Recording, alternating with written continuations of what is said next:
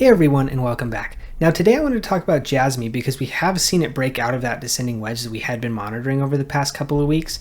And so now that we've seen that happen, I wanted to discuss, kind of what's next, right? Where do we go from here? And what are some of the potential outcomes that we could see, both short, medium, and long term? So starting out, I wanted to look at the crypto bubbles. And what we can see here is overall, it's been a pretty green day across the market.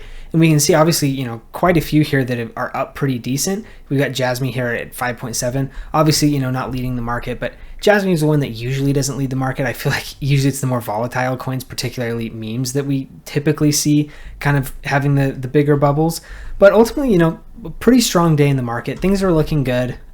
We have seen a lot of bullish momentum over the past probably week or so, particularly. And so, things are definitely kind of following that momentum still. I do think that we might be starting to see things slow down a little bit, and we're starting to see kind of some of the exhaustion coming through for the bulls, and we might be due for a little bit of a pullback.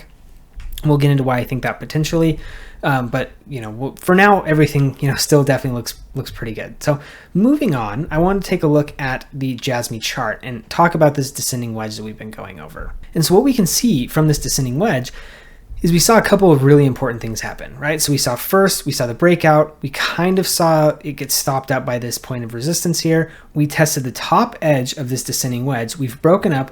We essentially broke through this point of resistance, settled on the point of resistance, and then have now continued up into this next point of resistance. Now, obviously, we don't know exactly what's going to happen here. We may get stopped out, kind of pull back a little bit, potentially settle on the support and take another run at it, or we might just move on right through it and continue on up. Now, the important thing that I want to note here is look at the volume. Earlier on in the year, kind of in the, April to June timeframe, we saw a ton of volume sitting on Jasmy. Right now, look at the volume that we're seeing here. I mean, this is a tiny, tiny fraction. And so as we can see up here in this top corner right here in the volume thing, we can see today we're seeing a volume of 700K. Yesterday was 3.6 million, 2.5, 4.3. But over here in this part of the cycle, we were looking at 47, 58, 67. Even at these high days, we're 243 million almost. So, I mean, when the volume starts to come back, obviously, if we're starting to see this type of movement now, I think when the volume starts to come back, we're going to easily be crushing through here and all the way up. As I talked about on a previous video, I did do a fib extension, and I think the 618 point was about 6.1 cents. And so I do think if we continue to hold this momentum, we could potentially see that 6.1 cent range by the end of the year. Again, I don't actually know for sure. This is just my opinion, but just based on what we've kind of been seeing in the chart and some of the momentum that we've been seeing, I do think it's possible. Now, as we can see here, I have been doing a lot of my charting and trading through Margex, just because, as I just mentioned, I have been trading here fairly frequently. We can see I do actually have a short open on ICP. I did notice that, ICP obviously over the past couple of weeks has gone up tremendously, and today there was another pretty big push. We hit this point of resistance where it looked like things might be getting stopped out, and so I decided to take a short. I don't know exactly how far this will come back. Maybe it comes down to this level. Maybe we even see it come all the way back down to the top of this wedge. It's hard to say, but ultimately, we are sitting up just shy of 50%, which is, pretty decent overall. Obviously, not amazing quite yet, but if we look, if we hold it, potentially it could be a pretty good play overall. And so generally how I manage trades like this is I usually come in, I probably will get in somewhere around 100%, maybe I'll take half out and then move my stop loss to break even. And then from there, I kind of just let it ride and see what happens. So, ultimately, if you are going to be doing leverage trading, it does come with a lot of risk, and you do need to have, a good strategy on how to manage your risk, particularly, when you have winners, making sure they don't turn into losers, because I'm sure you'll have plenty of losers as it is. So just if you do want to do that, I do have a link below. Feel free to sign up. As I have mentioned before, leverage trading is very, very risky, so just make sure you know what you're doing. Also, Margex is nice because you have no KYC or VPN needed. You can just sign up and go on ahead trading, which is really, really nice. Also, if you use my link, you do have up to $10,000 of deposit bonuses, so feel free to go on ahead and get signed up if that's something you're interested in. Again, just be careful. I don't want people to get wrecked because they aren't sure of what they're doing. So take this as your warning. If you want to get into leverage trading, you can do very well, but you do very much so need to know what you're doing. So moving on, I wanted to look at the liquidation map. If you've seen this channel at all before, you know that we love this and that this is a mainstay on our channel.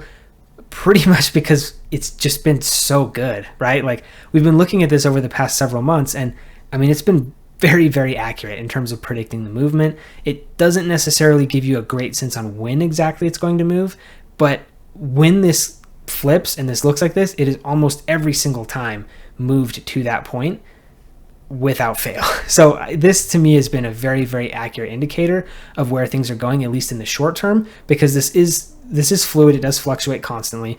As we saw, take a look at some of my videos from 2 or 3 weeks ago, and this essentially would have been permanently toward liquidating shorts. Now we are definitely biased towards liquidating longs. We looked actually at this earlier today, and this was about even. We actually are biased now towards liquidating longs, which to me does indicate a move to the downside.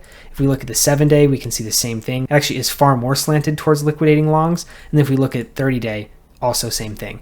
Now, if you've seen the channel before, I also have mentioned as well that I really do look for confluence between all three of these time frames. If they all say the same thing, it does usually give me a pretty decent bit of confidence that we are going to be seeing a move to the downside. Earlier today, I was watching this kind of start to change, and so that is actually why I did go for that short on ICP, just because I did see that it was hitting into that resistance. And so with a possible larger pullback within the wider market, I figured ICP could be kind of a coin of maximum opportunity to take a short on. So that's kind of why I did that, and we can see that through the liquidation map here.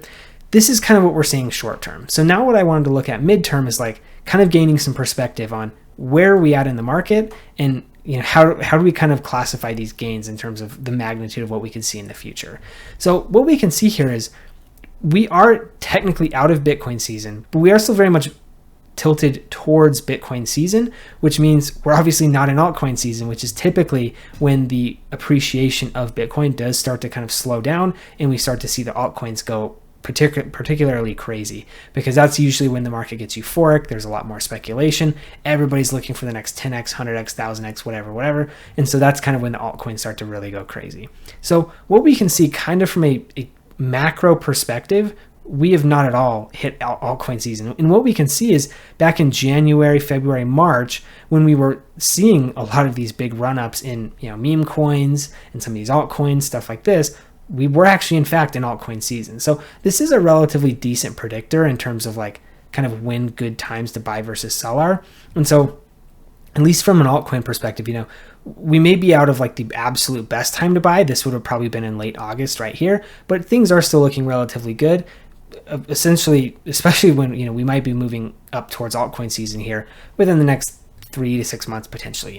Who knows for certain, but I do definitely think that's a possibility. The last thing I wanted to look at is more kind of a long-term perspective. So there's a couple of things that I want to get into here. So the first one we can see is this is the total crypto market cap excluding Bitcoin and Ethereum. So basically everything except kind of the two biggest ones, just because those kind of do move the market pretty heavily. And so I want to kind of take those out and kind of see what we're looking at excluding all of those. And so what we can see is I wanted to kind of show you where we are now from the previous like market highs. And we can see that we are down right about 46%. So definitely like we've fallen a decent ways. Now, what I wanted to show you is from top to top. Now, obviously the gains were a lot greater down here, kind of in the bear market that we are seemingly just coming out of. But I want to show you top to top. And so if we look here, top to top, it's about 215% roughly. Now, if we were to do the same, and we're going to have to zoom this out a little bit. If we were to do the same and do a top to possible top here at about 215%, all the way up about here, that puts us at about 3.6 trillion in market cap almost. If you can see, we are currently at 600 billion. So about a 6x in total market cap. So, obviously some are going to underperform that, some are going to overperform. Remember, I do actually believe this includes stable coins. So obviously stable coins are not going to do anything. They're going to stay stable, right? And so that means if we did kind of like a weighted average, the total gains within the market are probably going to be higher than 6x because of the place that stablecoins play within this total market cap, right? And so this is something that's really interesting to look at, I think, and hopefully it keeps some longer term perspective of kind of where we could be going, because obviously, this is what we're looking at right here. And all the gains that we've gotten excited about have been right in here. So, I mean, keep that for perspective, right? Like, we're getting excited over this type of stuff, but, you know, hypothetically, if we were to see a bull run in the kind of similar magnitude to what we saw last time, this is what we've got to follow. So just keep that in mind. Again, you know, maybe we don't hit this all the way up. Again, you know, we should never be trying to time the Pico top or Pico bottom, again, in my opinion. But, you know, let's not fumble the bag here. Let's go, you know, sell it all the way up and just make sure that we're kind of taking profits as we go up. Because, again, you can't get hurt when you sell.